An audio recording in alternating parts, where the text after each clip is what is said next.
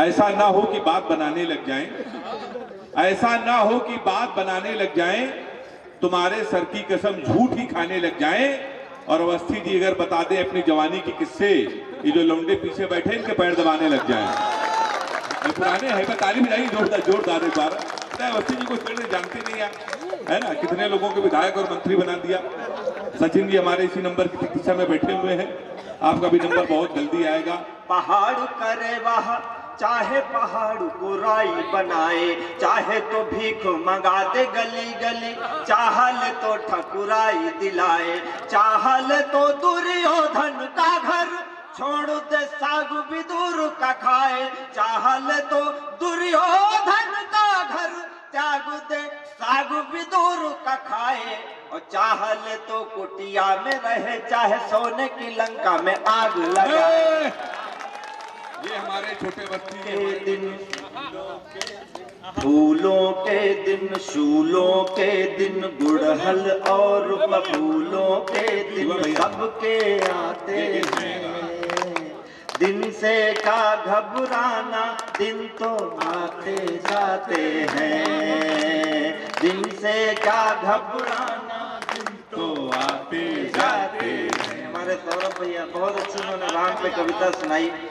राम का एक युग था, एक युग ये है, एक युग आने वाला है। सब कुछ परिवर्तनशील है इस सृष्टि में, इसलिए निराशा नहीं होनी चाहिए। मन कभी निराश हो तो इसे गाना मेरे साथ। फूलों के दिन, शूलों के दिन, गुड़हल और बबूलों के दिन सबके आते हैं।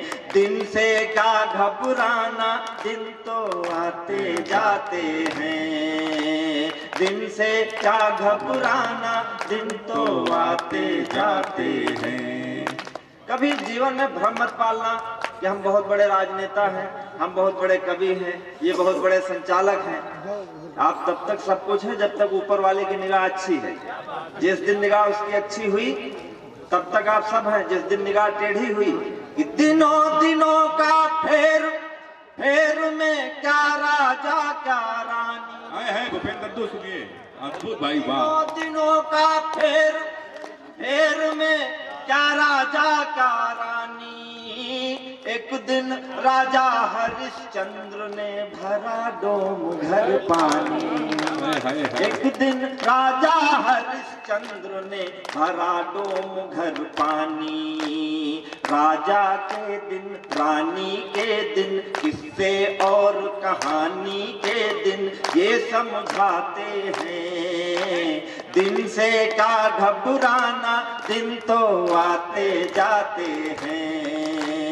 दिन से क्या घबराना, दिन तो आते जाते हैं। हमारे पौराणिक आख्यानों में एक कथा है। राजा नल और दमयंती को किसी कारण श्राप मिला। एक दिन उन्होंने सरोवर से मछली निकाली, आग पर रखी और भुनी हुई मछली तालाब में चली गई। जिंदगी में सबके दिन कभी ऐसे आ सकते हैं, कैसा कैसा समय आता है कि माटी भी सोना हो जाए, सोना हो जाए माटी। क्या पंक्तियां हैं। हमारी भाभियां, हमारी बहनें बैठी हुई हैं। मैं अतिरिक्त धन्यवाद देता हूं, आप घर के जरूरी काम छोड़कर कविता सुन रही हैं। मैं विशेष प्रणाम करता हूं और आशीर्वाद भी चाहता हूं कि माटी भी सोना हो जाए, सोना हो जाए माटी। दिन बिगड़े तो भुनी हुई मछली जल में बह जाती। सोने के दिन, माटी के दिन, सोने के दिन, माटी के दिन, नदियों जैसे घाटी के दिन हैं उफनाते हैं। दिन से क्या घबराना, दिन तो आते जाते हैं। दिन से क्या घबराना, दिन तो आते जाते हैं। प्यार मोहब्बत की बहुत सारी बातें हुई। राज से लड़कर पति के प्राण बचाती, एक दिन था यमराज से लड़ती, पति के प्राण बचाती। एक दिन है डोली में दुल्हन कफन छुपा कर लाती।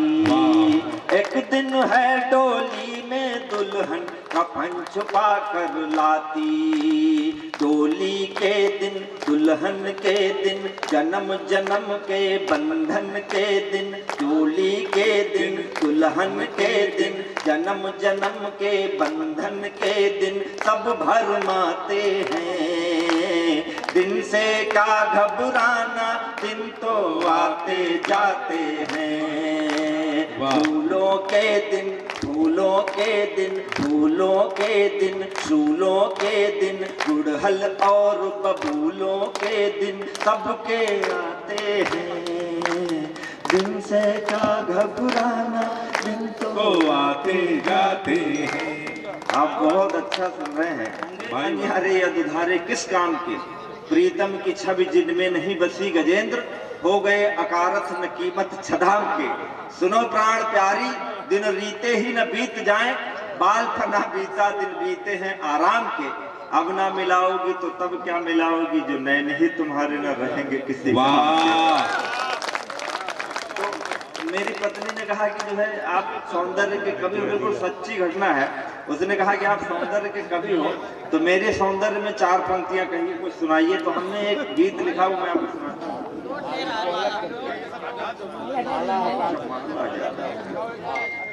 जींस पहन के निकलती है, तो कवि को जो दिखता है कवि वही लिखता है। कवि तो समाज का दर्पण होता है। तो हम जब इंटरमीडिएट में थे अवस्थी जी, तो हम जिधर से सौंदर्य गुजरता था उधर साइकिल की चैन चढ़ाते थे बैठ के। आप भी चढ़ाते थे, मैं जानता हूँ, लेकिन आप कहते नहीं हो, हम कह रहे हैं। अरे चढ़ाते तो अवस्थी जी भी थे। सब भीतर से सब एक ही है, बाहर बाहर केवल स्वरूप बदला है। तो अच्छा, उसके पीछे हमारा आध्यात्मिक कारण था। जैसे कोई कलाकार सुंदर चित्र बना के रखे और देख करके कला का सम्मान न करो तो कलाकार का अपमान है।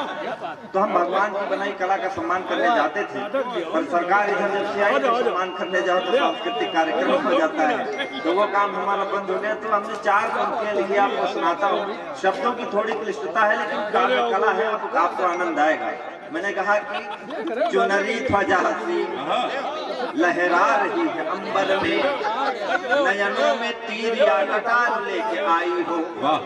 चुनरी ध्वजा सी लहरा रही है अंबर में, नयनों में तीर या कटार लेके आई हो।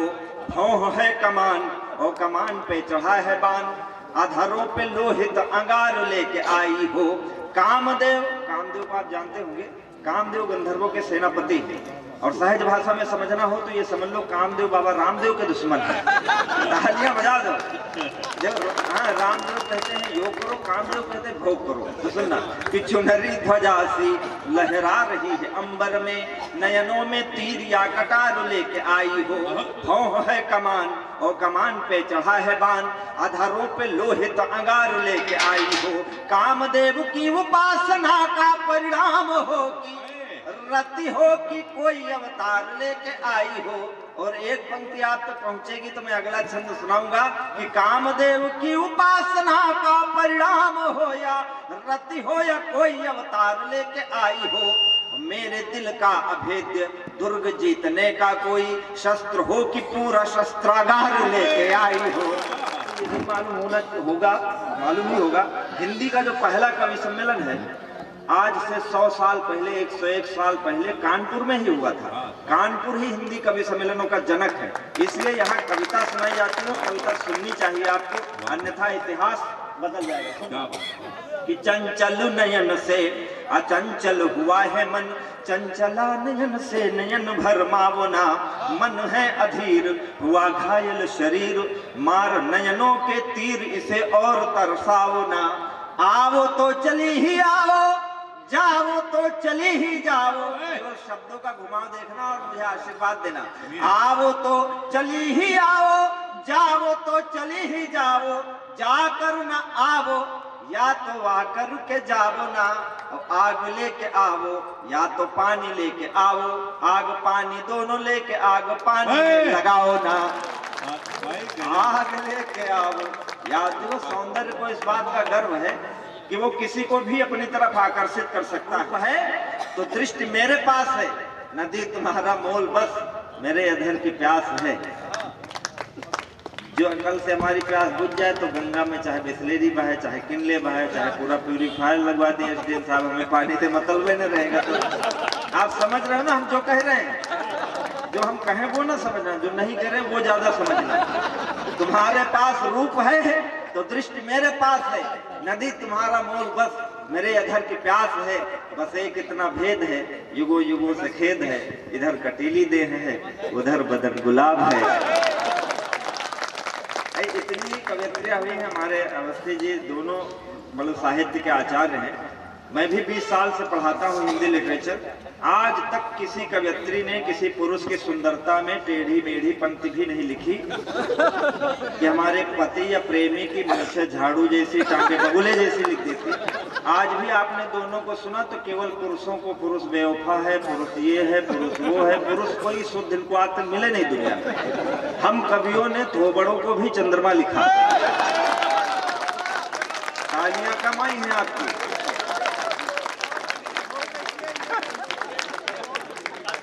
ये देखो पीड़ा इनको। हम पुरुषों के भीमराव अंबेडकर हैं। आ जाओ। तो हम ये कह रहे हैं कि मतलब